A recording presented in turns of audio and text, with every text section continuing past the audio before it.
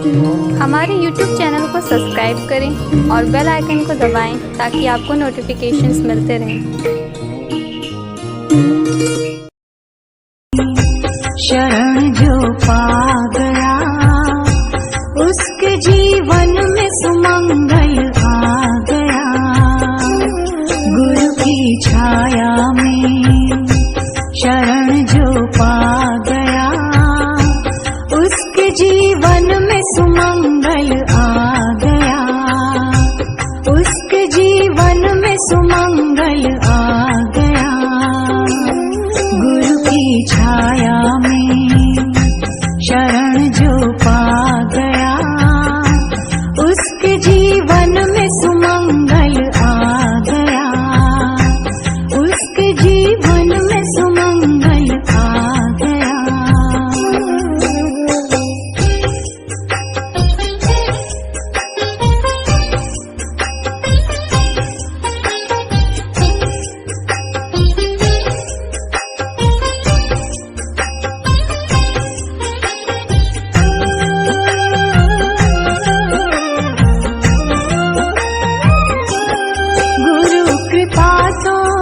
सबसे बड़ा उपहार है। गुरु कृपा तो सबसे बड़ा उपहार है। गुरु है खेवनहार तो बेड़ा पार है।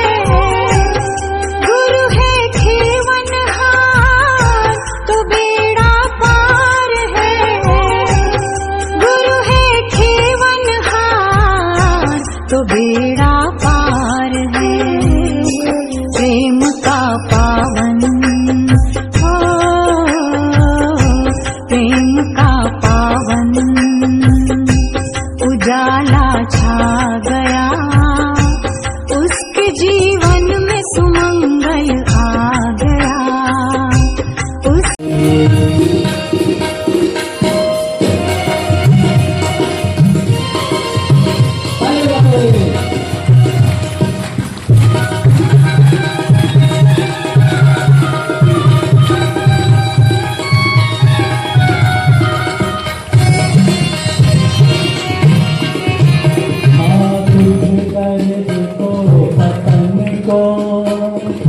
धरती से मिटा देंगे दर्द को पतन को धरती से मिटा देंगे।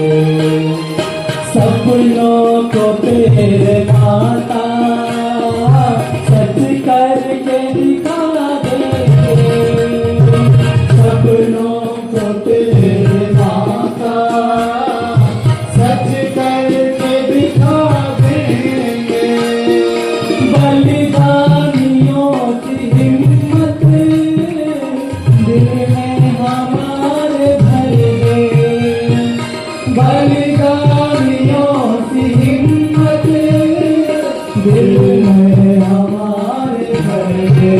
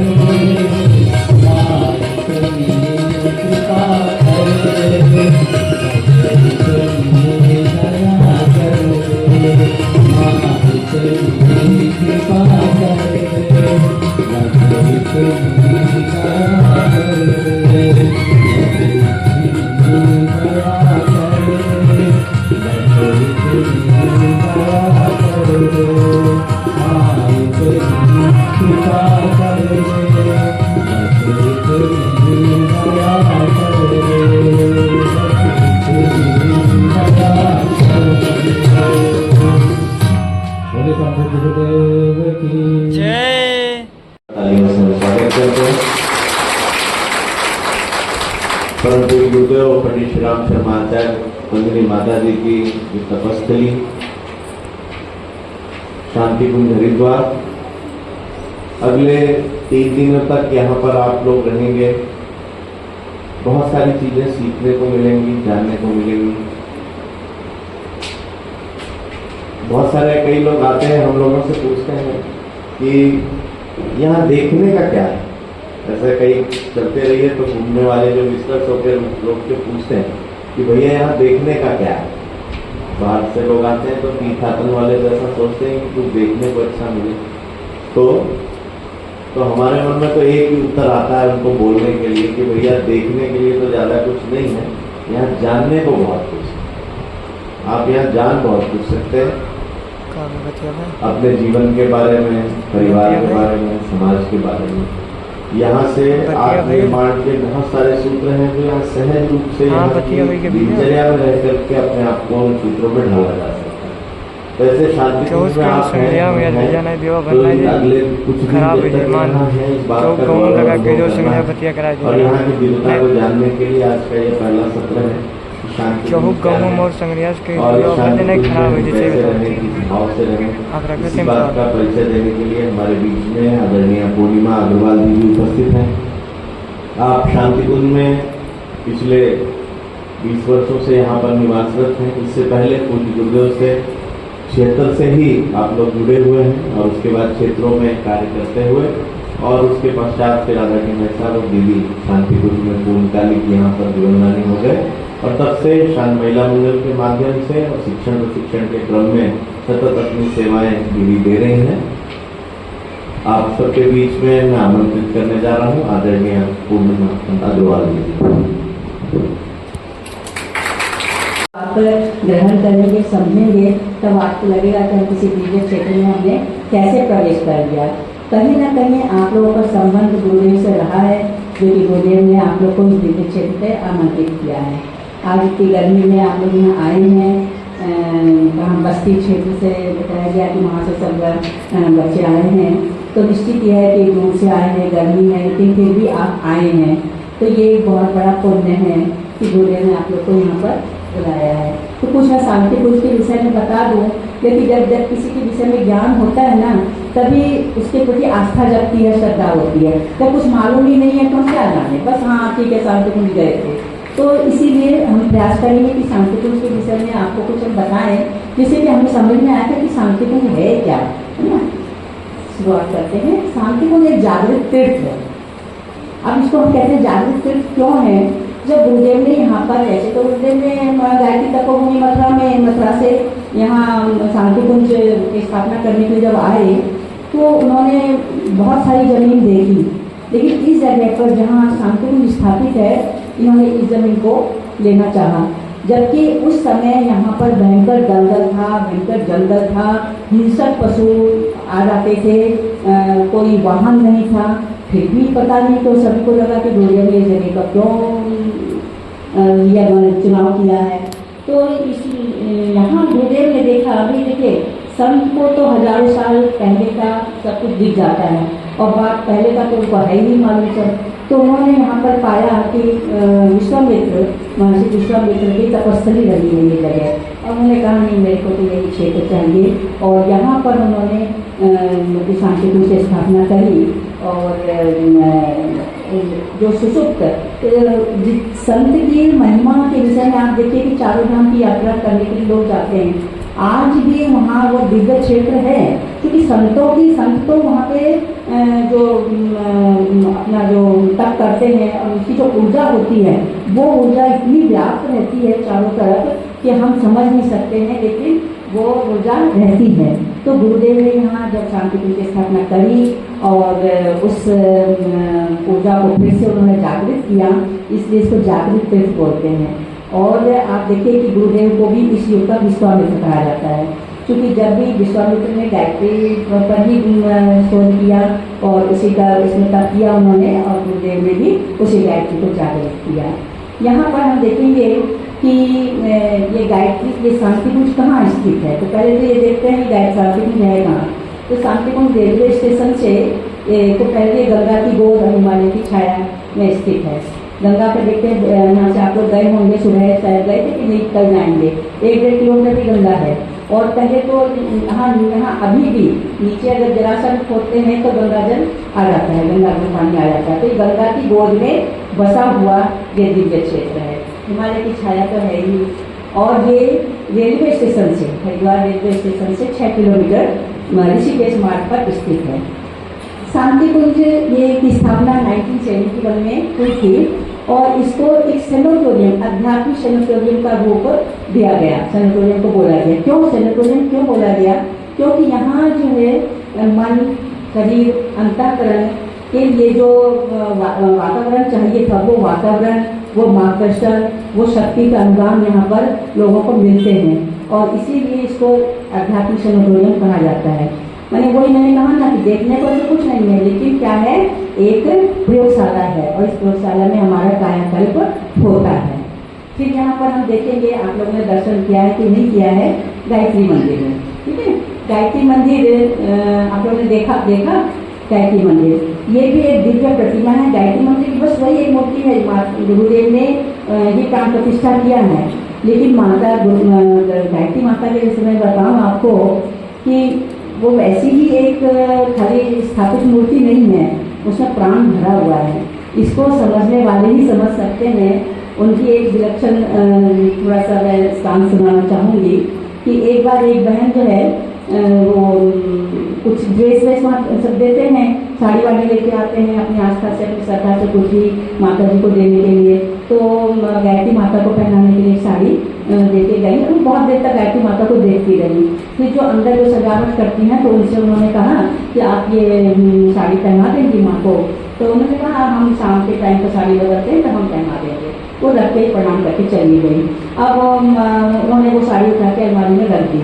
अब शाम को जब वो साड़ी पहनाने का समय आया तो साड़ी निकाला उन्होंने, तो दूसरी साड़ी निकाली। वो साड़ी उन्होंने जो मैं साड़ी पहनाती हूँ उस दिन है ना समझ में नहीं आ रहा है, कहीं से ऊंचा हो जाए कहीं से नीचा हो जाए। तो मैंने सोचा इस साड़ी में प्रेस अच्छे से नहीं है, दूसरी साड़ी पहनाती हूँ।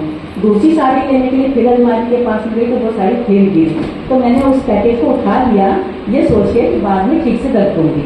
फिर मैं मंदिर में फिर आई, दरवाजा बंद किए, फिर जो पहनाने के लिए हुई तो फिर वही दिक्कत आ रही है। तो बड़े लेकिन दिमाग में क्लिक हुआ कि यार ये साड़ी बार बार गिर रही है और सुबह वो बहन बड़ी श्रद्धा से देके गई है, चलो आज इसको ही पहनाते हैं। बोले दीदी आप विश्वास नहीं मानोगे, मेरे को ऐसा लगा कि वो साड़ी को अपने हाथों से लेके माता ने तुरंत में पहन लिया है। 2 मिनट भी नहीं लगे। तो इतनी प्राण से भरी हुई वो मूर्ति है, लेकिन सब अपने अपने अंदर की श्रद्धा, अपने अपने अंदर की आस्था है कि हम उसको किस रूप में कैसे देखते हैं। फिर यहाँ पर आप देखेंगे भटका हुआ देवता, आपने देखा होगा 4 शीशे 5 शीशे लगे हुए हैं वहाँ पर, उसमें भटका हुआ देवता लिखा हुआ ऊपर। तो भटका हुआ देवता क्या है ना? भटका हुआ देवता क्या है कि गुरुदेव ने बड़ा सोच समझ के देखिए इतनी चीज़ों को कि मनुष्य सोचे, अपने आप को समझे, अपने आप को पहचाने और कैसे पहचाने उसका प्रयास किया है। तो ये 5 भटके हुए देवता का जो शीशा लगा हुआ है, तो एक बार मैं खड़ी थी वहाँ पे, तो कुछ कोटा के लोग आए हुए थे कोटा से। तो वो कह रहे थे यार भटका हुआ देवता यहाँ पर है तो लगता है भूत प्रेत उतारे जाते होंगे। मैं वहाँ बगल में ही खड़ी थी, मैंने कहा नहीं ऐसी बात नहीं है, यहाँ पे भूत प्रेत नहीं उतारे जाते हैं, ये भटका हुआ देवता। वहाँ पढ़ के देखिए, वहाँ पे लिखा हुआ है कि क्या मतलब है। तो वहाँ पर यही है कि आप शीशे में अपने आप को देखो। सजने संवरने के लिए वो शीशा नहीं लगा हुआ है, अपने आप को पहचानने का लगा हुआ है।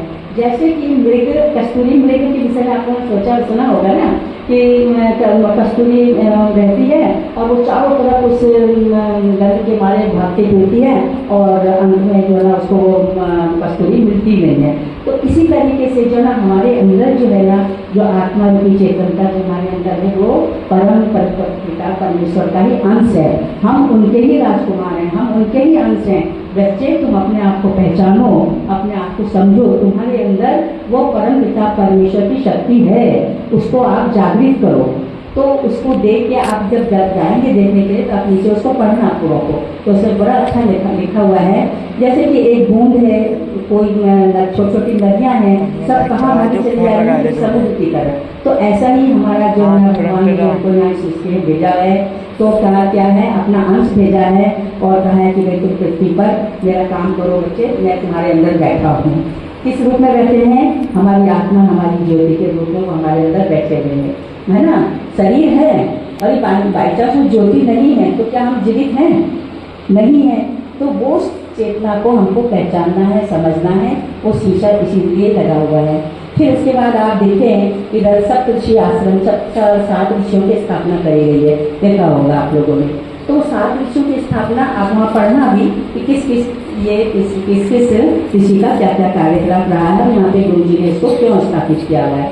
लेकिन फिर भी मैं थोड़े से शब्दों बताऊँ कि ये 7 ऋषियों ने गुरुदेव को आश्वासन दिया था कि आप अपना जो निर्माण का कार्य करें, मैं सतत आप लोगों का आपका सहयोग करूँगा, और वो प्रतिमाएं यहाँ पर स्थापित है।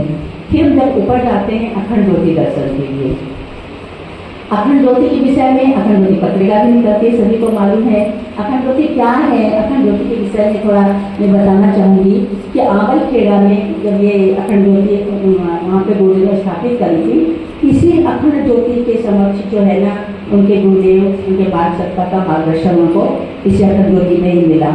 इसी अखंड ज्योति के सामने उन्होंने जो है 24 लाख के 24 महापुरुष चरण किए और भी कई कठोर तपस्याएं उन्होंने इस अखंड ज्योति के समक्ष किया। और फिर उस अखंड ज्योति को जब शांति कुंज का निर्माण हो रहा था तो वहाँ से जाके यहाँ स्थापित कर दिया। तो 1926 से वो अखंड ज्योति सतत जल रही है और अभी 2026 में उसके 100 साल पूरे होने वाले हैं अखंड ज्योति के। कितनी बड़ी विलक्षण बात है कि 100 साल से वो ज्योति जल रही है। वो ज्योति ऐसी वैसी ज्योति नहीं है, आप देखेंगे कि उसमें 24 घंटे वहाँ पर अनवरत गायत्री मंत्र चलता रहता है। वहाँ की बहनों का लगा हुआ है ड्यूटी अपने अपने निर्धारित समय के अनुसार उठती हैं और बैठती रहती हैं। दूसरा अखंड ज्योति के विषय में थोड़ा सा और बोलूँ कि चैतन्य ज्योति है। अभी भी गुरुदेव माता जी आत्म ज्योति एवं परम पूज्य गुरुदेव की सिद्ध ज्योति उसमें प्रभावित हो रही है। मैंने आप जाएं जब अखंड ज्योति के सामने तो आप ध्यान करें तो आपको महसूस होगा कि वास्तव में गुरुदेव माता जी की चेतना, गुरुदेव माता जी की आत्म ज्योति और आत्म जो उसमें है। लेकिन इसको हर कोई जिसके अंदर वो है क्या बोलेंगे तब वो पहचान पाता है, जिसके अंदर ग्रहण करने की धारण करने की आत्मसात करने की सामर्थ्य है, वही इसको समझ पाता है। वहाँ से प्राण प्रेरणा प्रवाह हमेशा सतत निकलता रहता है। और भी कई कार्य आज भी जब कभी कुछ दिक्कत आती है, कोई परेशानी होती है तो अखंड ज्योति के सामने हमारा समाधान होता है। तो ये अखंड ज्योति एक विलक्षण ज्योति है और गुरुदेव माता जी इसमें समाहित हैं, ऐसा हम समझते हैं।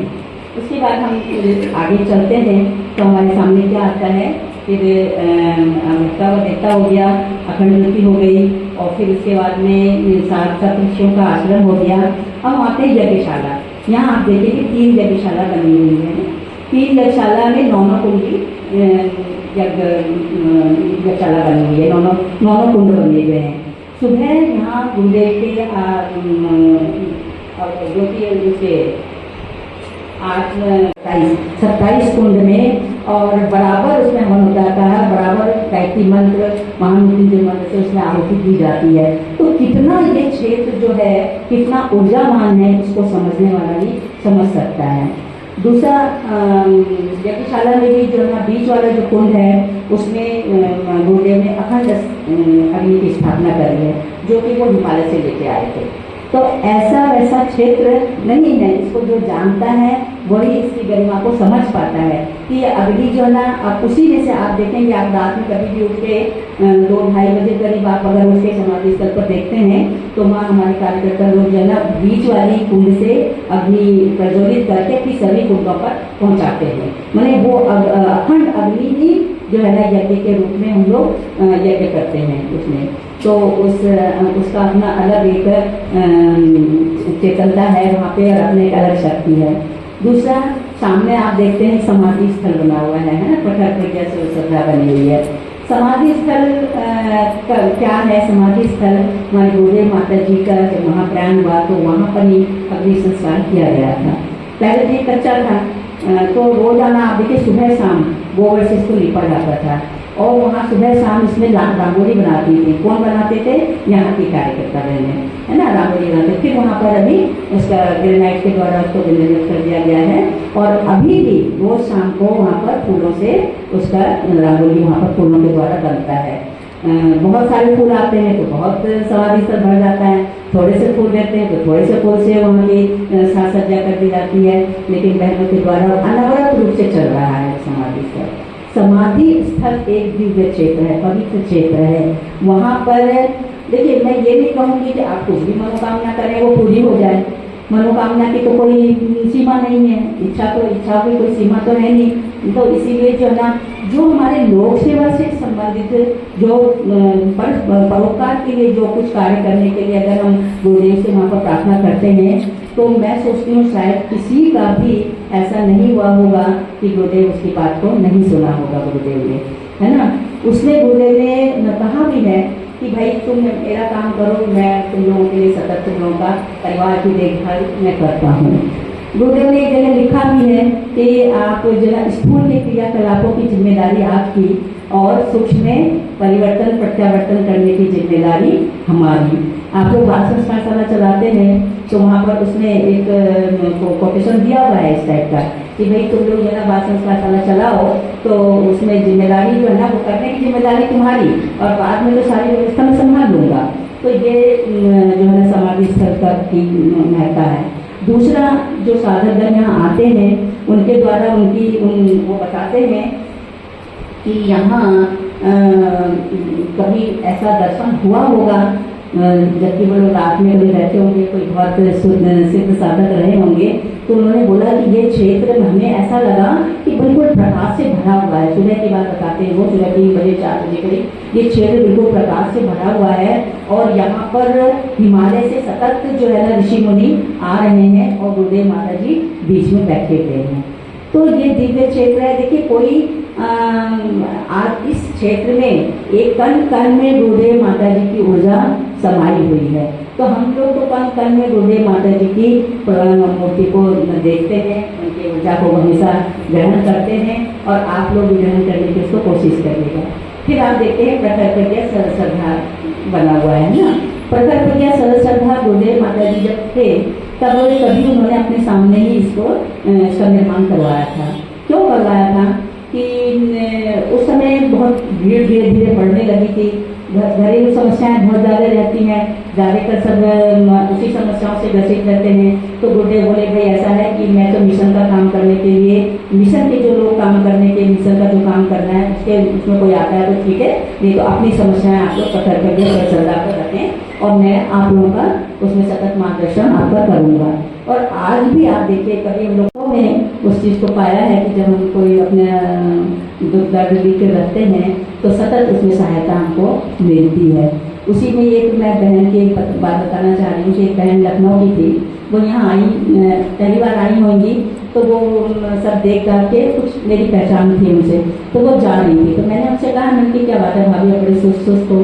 तो उन्होंने कहा कि दीदी मेरा बेटा जो है लखनऊ में कार्डियोलॉजिस्ट है और मेरी बहू भी जो है ना गायनिक डॉक्टर है, लेकिन 7 साल हो गए मेरे यहाँ कोई बच्चा नहीं है और हमने सब तरीके से प्रयास कर दिया लेकिन उनको समझ नहीं आता कि क्या बात है।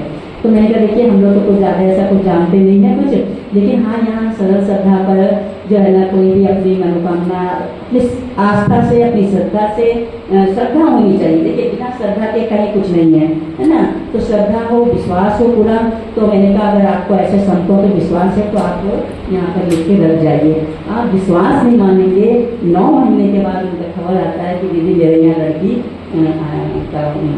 आई है। तो माने मैं तो भैया जो चीज़ देख रही हूँ, आपको बता रही हूँ, समझा रही हूँ कि ये ऐसा दिव्य क्षेत्र है कि यहाँ अभी मन में ही सोचे हैं तो भी वो चीज़ पूरा होता है। दूसरा शांति कुंज आप और आगे जाएंगे तो वहाँ देखें 2 बहुत बड़े बुक स्टॉल हैं, है ना।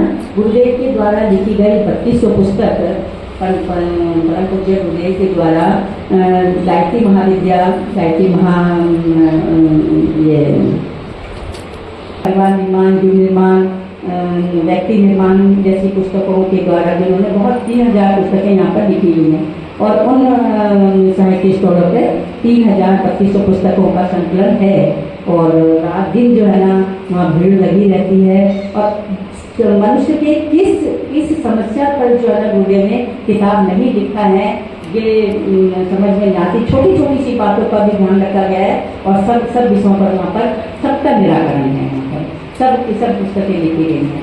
दूसरा, यहाँ एक बहुत बड़ा विशाल भोजनालय है, माता जी का भोजनालय है। देखिए वहाँ कभी आज तक इतनी भीड़ आई है, कुंभ हुआ है और भी कई कार्यक्रम हुए हैं, यहाँ पर होते रहते हैं, लेकिन कभी खाने में कोई कमी नहीं आई। पता नहीं कोई अक्षय पात्र रखा हुआ है कि क्या है, कुछ नहीं समझ पाते हैं। लेकिन निःशुल्क व्यवस्था है, कोई शुल्क नहीं लिया जाता है, कोई चार्ज नहीं लिया जाता है। और खाने के लिए मैंने आपको, आप कितने बजे भी आए हो, रात में भी जो कोई आगंतुक आते हैं तो आप देखिए कि बाहर भले भैया लोग अपनी ड्यूटी से निवृत्त होकर चले जाते हैं, लेकिन बाहर वो रख के जाते हैं कि भैया कुछ ना कुछ तो उनको मिल जाएगा खाने के लिए। ये माता जी का भी, गुरुदेव का भी ये था कि जब कभी कोई आगंतुक आते थे, भले रात में 10 बजे भी आए हैं, तो माता जी का सबसे पहले ये था पूछना कि तुम कैसा, रास्ते में कोई परेशानी तो नहीं हुई, तुम लोगों ने कुछ खाया कि नहीं खाया। तो ज़्यादातर लोग बोलते थे कि माता जी परेशान होंगे, तो कहते थे हाँ खाया है हमने तो, लेकिन ना गुरुदेव बोलते थे नहीं देखो चौके में कुछ है तो उनको कुछ खिलाओ। तो ये यहाँ का इतना प्यार, यहाँ का इतना स्नेह। और माता जी का भोजन, माता जी ने कहा है कि जो एक बार मेरा प्रसाद खाएगा वो बार बार इस दिव्य क्षेत्र पर आएगा। तो इसीलिए माता जी का भोजन जो है प्रसाद समझकर, आप लोग भले कितने चटपटा चीज़ खाते होंगे, कितने अच्छी सी चीज़ खा के आए होंगे, लेकिन यहाँ पर आप लोग यदि 3 दिन यहाँ पर रुकते हैं तो मैं तो ये कहूँगी कि इधर उधर का कुछ ना खाकर माता जी के चौके का प्रसाद आप खाइए, तो आप खुद में महसूस करेंगे कि हमें क्या प्राप्त हुआ। फिर यहाँ पर तो कैंटीन बने हुए हैं, रोजमर्रा की बहुत सारे तीर्थयात्री आने लगे हैं, बहुत उनके साथ में बच्चे भी आते हैं, कहीं दूध चाहिए कहीं कुछ चाहिए, तो कैंटीन की व्यवस्था भी है। उस कैंटीन में सभी चीज़ करीब करीब मिल जाती है, करीब करीब मिलती है। सारी चीज़ों की तो ऐसे नहीं है कि भाई बहुत सारी चीज़ें मिलती हैं, लेकिन करीब करीब हमारे लोग से भी लोग आते हैं यहाँ पर। और 1 महीने की व्यवस्था है, 1 महीने की यहाँ पे निवास व्यवस्था, खाने की व्यवस्था निःशुल्क है। और वहाँ पर शिक्षण दिया जाता है। युग शिल्पी, उनका नाम दिया गया है युग शिल्पी, इस सत्र का नाम है युग शिल्पी। इसमें लोक सेवियों का सर्वांगीण प्रशिक्षण, माने लोक सेवी को कैसे क्या होना चाहिए क्या नहीं होना चाहिए, ऐसा करके ध्यान साधना चलती है। सुबह जो है ना गुरुदेव के द्वारा ध्यान साधना चलती है, जिसमें कि स्थूल शरीर, सूक्ष्म शरीर और कारण शरीर के विषय में गुरुदेव करवाते हैं। आप लोग सुबह जो है ना 5 बजे अगर आप लोग नींद खुल जाए तो आप लोग ध्यान साधना का लाभ लेना। दोपहर में ज्योति अवधान साधना चलती है। ज्योति अवधान साधना में माता जी बताती हैं कि अपन ज्योति को आप मन में धारण करें और उसमें आप मेरी छवि को देखें और उसको ज़्यादा से ज़्यादा अपने अंदर आत्मसात करने की कोशिश करें। और पसंद किया जा रहा है, इससे कई तरह की बीमारियां हमारी खत्म हो रही हैं। और चाय का जो एक नशा लग गया है, वो चाय पीने की इच्छा नहीं होती है यदि कोई प्रज्ञा पे पीने लगता है तो। दूसरा, आश्रम परिसर में यज्ञशाला से लेके भोजनशाला तक आप देखिए कहीं रंग भेद, लिंग भेद कहीं नहीं है, सब समानता है। आप खाना खाने बैठे हैं तो ये नहीं कि ये मुसलमान है, इस जाति का है, उस जाति का, एक साथ खाना खा रहे हैं, एक साथ सब काम हो रहा है। यहाँ है ही नहीं कौन किस जाति का है, जाति भेद का कोई बताया नहीं जाता है। दूसरा, शांति कुछ के कुछ यहाँ जब आप वाटिका देखेंगे तो वाटिका के सामने भी हिमालय का बहुत क्या फायदा हुआ। तो उसमें क्या है कि पहले आपकी ईसीजी है, आपका ब्लड प्रेशर है वगैरह पर नाप लिया जाता है, फिर आपको 9 दिन का, 10 दिन का, 5 दिन का, जो भी अनुसार उसके अनुसार आपको वो समय दिया जाता है। और आप जो जप करते हैं, ध्यान करते हैं, और फिर आप में कितना किस चीज़ की बढ़ोतरी हुई है, कितना आपका सब चीज़ सामान्य हुआ है, ये शोध का विषय है। वहाँ पर शोध करके बताते हैं। दूसरा, वहाँ पे एक मनुष्य आकृति रखी हुई है, वो शीशे में बंद है, लेकिन बाहर से अगर हम गायत्री मंत्र बोलते हैं तो आप देखिए कि हम गायत्री मंत्र जब बोलते हैं तो हमको पता नहीं पड़ता है।